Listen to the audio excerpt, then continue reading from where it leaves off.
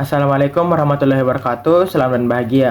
Kami dari kelas B kelompok 1 akan membuat sebuah video presentasi untuk memenuhi tugas dari mata kuliah Pengantar Teknik Industri yang diampu oleh Ibu Retno Widyastuti STM Engineering. Yang dimana kelompok kami terdiri dari 4 orang. Satu, saya yaitu David Hendrikus Matanari. Kedua, Naila Putri Erianti. Ketiga, Pancana dan Namardika. Dan keempat yaitu Imron Rosadi. Nah, karena kami kelompok 1, kami mendapat bagian mengenai industri manufaktur, yang dimana kami akan membahas tentang industri manufaktur di bidang ekonomi teknik, optimasi, dan quality control pada sebuah perusahaan atau sebuah usaha. Nah, di sini kita perlu mengetahui apa sih yang dimaksud dengan manufaktur itu.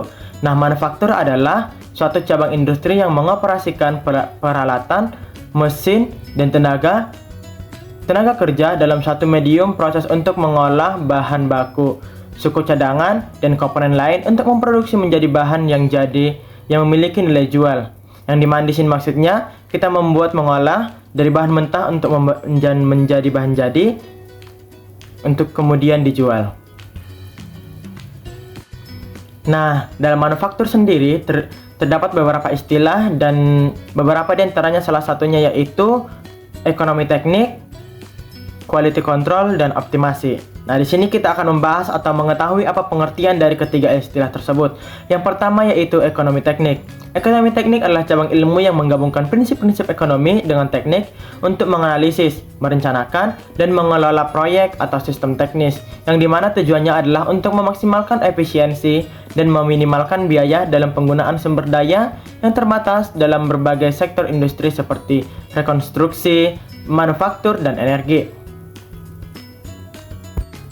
Kemudian yang kedua yaitu quality control atau pengendalian kualitas, yang dimana quality control ini adalah suatu proses yang dilakukan untuk memastikan bahwa produk atau layanan yang dihasilkan memenuhi standar kualitas yang telah ditetapkan, yang dimana tujuan dari pengendalian kualitas ini adalah untuk mendeteksi dan memperbaiki cacat atau ketidaksesuaian sebelum produk atau layanan tersebut mencapai konsumen.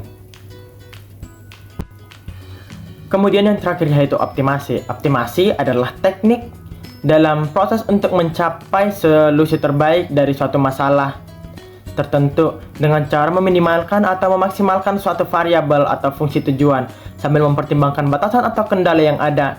Dalam konteks ini, optimasi berarti menemukan kondisi yang paling efisiensi dan efektif dalam penggunaan sumber daya seperti pada waktu, biaya, tenaga kerja, atau material, yang dimana ini digunakan untuk mencapai sesuatu hal yang untuk diinginkan.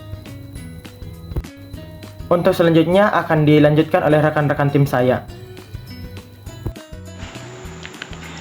Baik, perkenalkan nama saya Pancana dan Namardika dari kelompok 1 kelas B.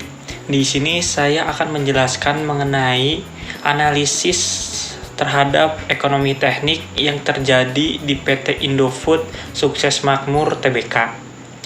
Yang pertama ada analisis kinerja keuangan yang diteliti oleh Maulana et al.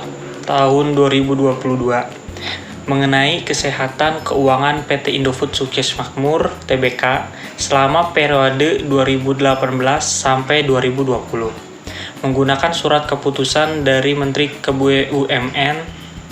Hasil analisis menunjukkan bahwa perusahaan berada dalam kondisi yang kurang sehat selama periode 2018 sampai 2020.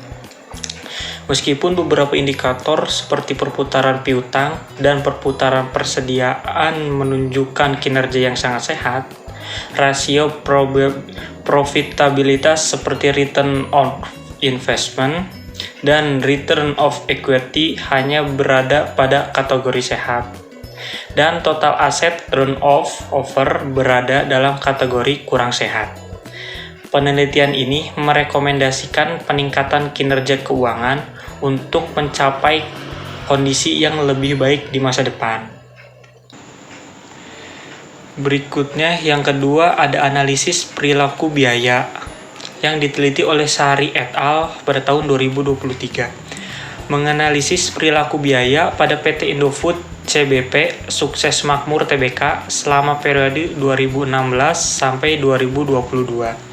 Studi ini membandingkan metode titik tertinggi dan terendah dengan metode kuadrat terkecil dalam memisahkan biaya tetap dan variabel. Hasil menunjukkan bahwa metode kuadrat terkecil memberikan hasil yang lebih akurat dalam menganalisis perilaku biaya perusahaan. Pemahaman yang mendalam tentang perilaku biaya ini penting untuk pengambilan keputusan terkait efisiensi produk dan pengendalian biaya.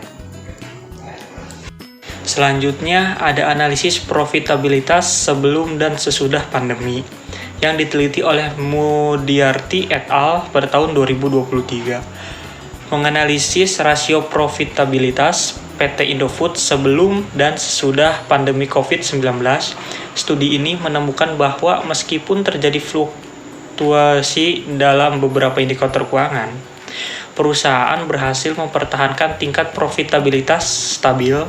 Hal ini menunjukkan kemampuan perusahaan dalam beradaptasi dengan perubahan kondisi ekonomi pasar, serta efektivitas strategi manajemen dalam menghadapi tantangan eksternal. Dan yang terakhir ada analisis rasio keuangan yang diteliti oleh Darwis et al. Pada tahun 2022. Menekankan pentingnya analisis rasio keuangan dalam menilai kondisi dan kinerja keuangan perusahaan. Setiap rasio keuangan memiliki arti dan tujuan spesifik, seperti rasio likuiditas untuk menilai kemampuan memenuhi kewajiban jangka pendek, dan rasio profitabilitas untuk mengukur kemampuan menghasilkan laba. Analisis ini membantu pengambilan keputusan strategis dan operasional yang berdampak pada efisiensitas perusahaan. Secara keseluruhan, analisis dari berbagai sumber jurnal menunjukkan bahwa PT Indofood Sukses Makmur Tbk memiliki kinerja keuangan yang relatif stabil dengan beberapa area yang memerlukan perbaikan, khususnya dalam aspek profitabilitas dan efisiensi aset. Pemahaman mendalam tentang perilaku biaya adaptabilitas terhadap kondisi ekonomi yang berubah menjadi kunci dalam mempertahankan dan meningkatkan kinerja perusahaan di masa depan. Baik, terima kasih. Baik, Assalamualaikum warahmatullahi wabarakatuh. Salam dan bahagia. Baik, kali ini kami akan menjelaskan tentang kualitas kontrol PT Indofood. Tapi sebelumnya saya akan memperkenalkan diri. Saya Imron Rosadi, saya dari Teknik Industri. Baik, langsung saja, apa itu kualitas kontrol PT Indofood? Kualitas kontrol PT Indofood adalah PT Indofood yang menerapkan sistem manajemen mutu, yaitu untuk memastikan produksi berjalan dengan peraturan yang ada atau memenuhi standar yang telah ditetapkan. Hal ini mencakup pemantauan bahan baku hingga produk jadi. Kenapa harus memakai sistem manajemen mutu? Karena di sistem manajemen mutu itu kita belajar tentang kualitas mutu. Nah, jadi kita bisa tahu kualitas yang ditetapkan atau kualitas yang tepat untuk suatu produk supaya konsumen puas dan aman dikonsumsi dan aman digunakan oleh konsumen. Baik, sekian penjelasan dari saya mengenai kualitas kontrol PT Indofood. Kurang lebihnya mohon maaf. Assalamualaikum warahmatullahi wabarakatuh. Bidang optimasi di PT Indofood. PT Indofood menerapkan berbagai strategi untuk mengoptimalkan kinerja perusahaan, di antaranya sebagai berikut. Yang pertama, manajemen persediaan. PT Indofood menggunakan ERP atau Enterprise Resource Planning (SAP-R3) untuk memantau stok produk secara real time. Yang kedua, strategi pengembangan produk. PT Indofood terus mengembangkan strategi yang inovatif dan responsif terhadap perubahan tren dan preferensi pelanggan. Yang ketiga, perencanaan kapasitas produksi. PT Indofood dapat meningkatkan manajemen kapasitas produksi dan mencapai optimalisasi output dengan mempertimbangkan faktor-faktor seperti analisis permintaan pasar, teknologi persediaan, dan manajemen persediaan. Yang keempat, sistem optimasi kinerja SPG. PT Indofood menerapkan pemrograman linear untuk meningkatkan penjualan melalui SPG. Baiklah, demikian yang dapat kami sampaikan. Kami mohon maaf jika terdapat kesalahan atau kekurangan dalam video presentasi kami, karena kami merasa bahwa masih banyaknya kekurangan yang telah kami lakukan. Oleh karena itu, kami mohon kritik dan saran dari teman-teman sekalian. Dan oleh sebab itu, kami mengucapkan terima kasih atas perhatiannya dan salam dan bahagia.